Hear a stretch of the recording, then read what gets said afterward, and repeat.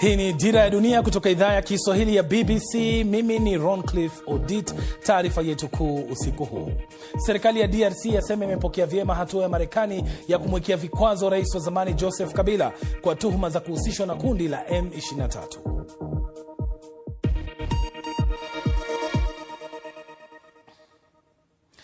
Serikali ya Jamhuri ya Kidemokrasia ya Kongo imesema imepokea vyema hatua ya Marekani kumwekea vikwazo rais wa zamani Joseph Kabila, ikimtuhumu kwa kuyaunga mkono makundi ya waasi M23 na AFC. Washington inadai Kabila alitoa msaada wa kifedha kwa AFC, akahamasisha wanajeshi kuasi kutoka kwa jeshi la Kongo na hata alijaribu mashambulizi ya kuvuka mipaka dhidi ya vikosi vya serikali. Na katika taarifa jioni hii, rais huyo wa zamani amekanusha madai hayo, akitishia kuchukua hatua za kisheria dhidi ya mamlaka za Marekani.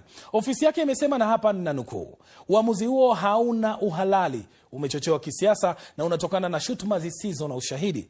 Aidha, amesema kwamba ana haki ya kumwagiza wakili wake kutumia njia muafaka za kisheria ili kupinga uamuzi huo, akiongeza kwamba uamuzi wa Marekani umetokana na madai yaliyotolewa na serikali ya Kinshasa. Leila Mohamed ana maelezo zaidi. Wizara ya fedha ya Marekani imemshutumu Kabila kwa kuhusika katika makosa kadhaa ya jinai, ikiwemo kufadhili shughuli za kundi hilo la waasi na kuchochea hali ngumu ya kisiasa na kiusalama katika eneo la mashariki mwa DRC. Kwa sababu hizo, mali yake iliyopo nchini Marekani imezuiliwa na serikali ya Washington kama adhabu na juhudi za kusambaratisha mipango ya Kabila nchini DRC. Serikali ya Kinshasa imesema vikwazo hivyo vina uwezo wa kuzuia mipango ya kuwakusanya watu, kusambaza silaha na usaidizi wa aina nyingine ambao unaweza kuendeleza vita katika eneo husika. Taarifa za hatua hiyo ya serikali ya Marekani zimepokelewa na hisia mseto mjini Goma. Sisi kama Wakongomani tuna furaha sana kuhusu huo mpango ambao Marekani umechukua kuwahukumu hao wakubwa wa waasi. Sababu tunajua kwamba shida yote tunaenda tukipitia ndani ya Kongo yetu ni wale ambao wanasapoti. Kibaya Marekani ni moja tu, sababu wanakamata mipango ambayo wao peke hawatekeleze. Sasa tunawaomba hiyo mpango waitekeleze. Kabila yeye amefanya kazi mingi katika nchi ya Kongo. Na tunaomba kwa nini wanaingilia mambo ya Kongo yenyewe haiwahusu? Sisi wenyewe tunapasha mhukumu, hapana wao wenyewe. Hivi wa Marekani waendelee kufuatilia hiyo jambo hadi mwisho ili iwe fundisho kwa wengine. Vikwazo vimekuwa vingi ndani ya nchi yetu na inaonekana hii ambao wanasema itakuwa kweli.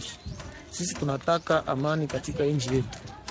Katika amri iliyotolewa na Wizara ya Fedha ya Marekani, mali yote anayomiliki Kabila nchini humo imezuiliwa, wala hatokubaliwa kufanya biashara na raia au kampuni ya Marekani.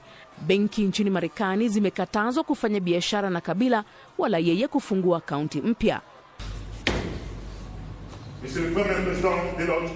Mnamo Septemba mwaka 2025, mahakama ya kijeshi nchini DRC ilimhukumu Kabila kunyongwa baada ya kupatikana na hatia katika kesi ambao alishtakiwa na kusikizwa bila yeye mwenyewe kuwa mahakamani. Ripoti hiyo inahitimisha taarifa yetu kuu usiku huu.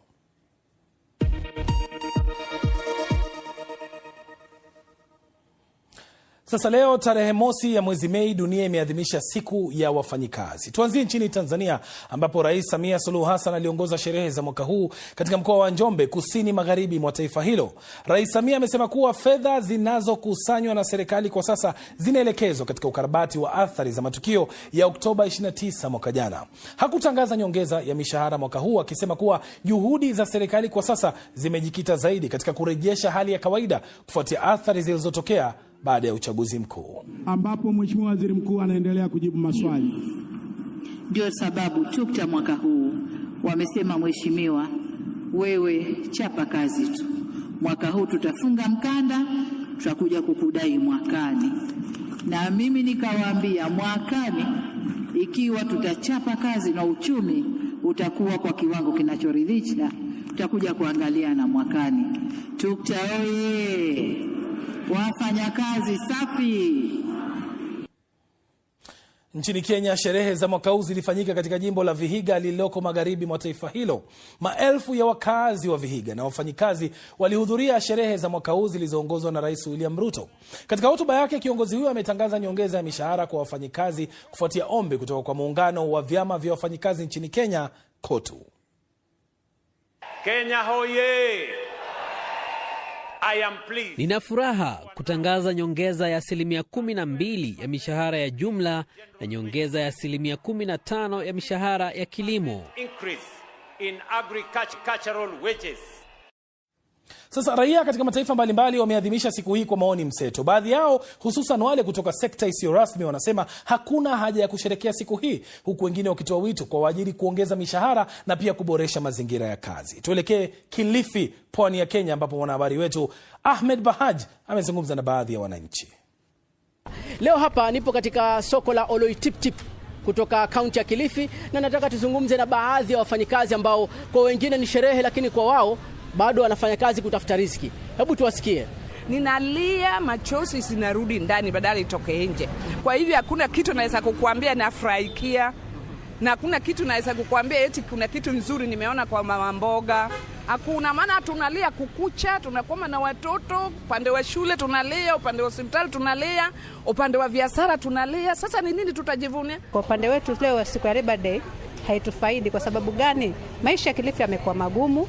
Pili, pesa hakuna. Tunangangana kwa kila njia, kwa kila hali, ili tuangalau tuwe tutapata kipato cha kuinuka, lakini bado mambo yanazidi kuenda chini na kwenda chini kabisa. Mpaka sasa biashara zetu haziendi, ndugu yangu.